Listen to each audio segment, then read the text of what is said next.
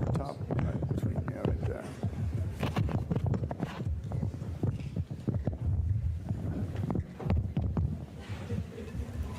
You want water?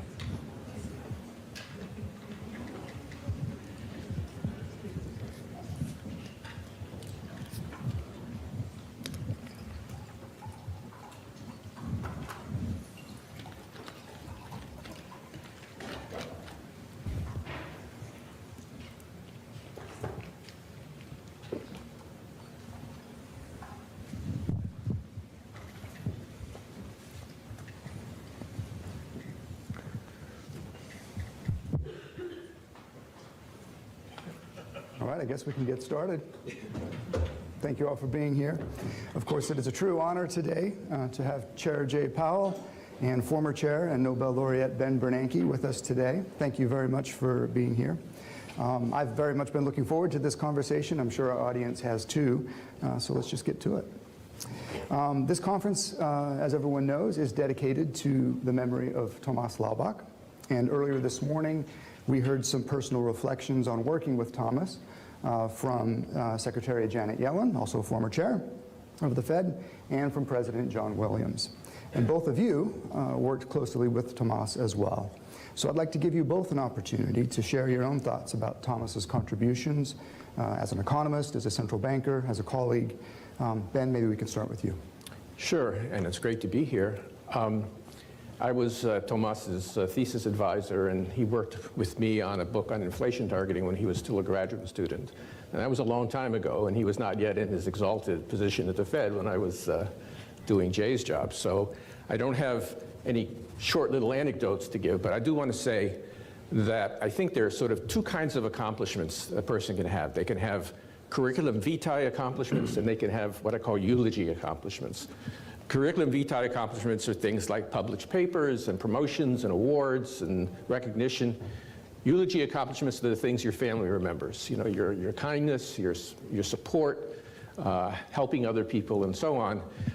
Thomas was one of the few people who scored high on both dimensions. On the CV side, beginning with his work with me, he had a tremendous input into the Federal Reserve's framework, working on inflation targeting, working on the more recent Fed framework. He did work, I'm sure John Williams talked about his work with Thomas on the natural rate. He worked on the effects of deficits on interest rates, again, another contribution. So a person who made a lot of intellectual contributions at important points. But as a person, he was just a very warm, kind, friendly, helpful person, and he was just a joy to work with. And I'm glad to be here to say this about him. Thank you. Jay? Thank you, Trevor. So first of all, let me say this conference is a very fitting tribute to Tomas, and I'm really delighted and honored to be part of it. And let me add my thanks to those of us who made all this happen here today. So I first met Tomas when I joined the board as a governor in May 2012, almost exactly 11 years ago. And in preparing to join the board, and then in my early years at the board, I was very focused on developing a deeper background in macroeconomics and monetary policy. Many people here at the board supported me in that process, too many to name here, but I will say Tomas really stood out. And it was during the process of reading the literature and discussing it that I really started to get to know him. He had this great ability to communicate complicated ideas. He obviously loved talking about economics, and his great enthusiasm and willingness to engage with me, a new governor, was immediately evident. He was very gracious to me, and we had a lot of informative discussions. So rather than being his teacher, I was really his student in those early years. As you know, by the time, as you noted, Trevor, by the time I became chair in 2018, Tomas was the head of the Division of Monetary Affairs. And in that role, he was a trusted advisor to me and to the FOMC. His leadership was particularly important as the FOMC conducted our first ever public monetary policy review. He played a major role in organizing that, identifying key topics, and organizing the staff all through the Federal Reserve System. He also played an absolutely essential role during the critical period of the pandemic at the very beginning when we were marshaling our forces and our tools to stabilize the financial system and protect the economy from even more dire consequences. And through it all, he did come through as, not just for his dedication, his great intellect, and his mastery of monetary economics, but also just for his kindness as a human being and just as in being a terrific, great colleague and a great person. Thank you. I think there's a lot of agreement for the sentiments that both of you have expressed. Appreciate that. Before we get to some questions on some current issues, I did want to ask you both about any formative experiences that you may have had that have shaped your views, particularly about your thinking about monetary policy. Paul Volcker, in his oral history interview, tells the story of his mother, who was adamant that he received the same dollar value monthly allowance when he was in college that his older sisters did 10 years prior. And of course, he was not too happy about that because inflation in the interim obviously eroded the real purchasing power of that allowance. So as the story goes, that was the beginning of his personal commitment to price stability. So Jay, do you have any such stories to tell? Maybe not quite that on point, but so I graduated from college in 1975 during what we now call the Great Inflation, and same college year as Ben. And I started working as a lawyer in the financial sector in the late 1970s. I recall from that time a growing sense that high inflation was essentially a permanent part of the landscape, just something that we all had to accept and deal with, and that the costs of getting rid of it were too high. So you just were getting used to it. Of course, ultimately, the Fed did step up and restore price stability. And one lesson from that era is that price stability is really the foundation of a strong economy, and that the economy doesn't work for anyone without price stability.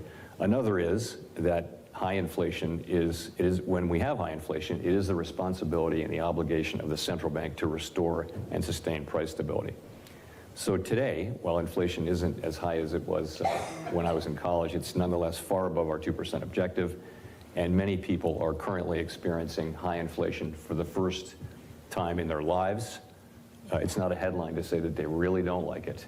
So we are very aware that high inflation imposes significant hardship as it reduces purchasing power, especially for those who are at the margins of the economy and living paycheck to paycheck and need to use all of their incoming income to pay for food, housing, and transportation and other essentials. And that's why the committee is so strongly committed to returning to our 2% goal.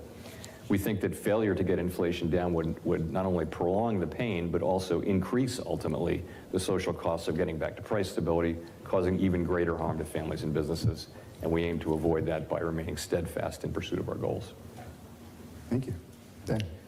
Well, I had mentors, Dale Jorgensen at Harvard and Stanley Fischer at MIT in particular, but I'm going to tell you about something that happened to me when I was 6 years old. I used to visit my grandparents in Charlotte, North Carolina during the summer, and I would sit on the front porch of their house and listen to my grandmother tell stories about her life. And she told about how she raised her family in Connecticut in the 1930s during the Great Depression.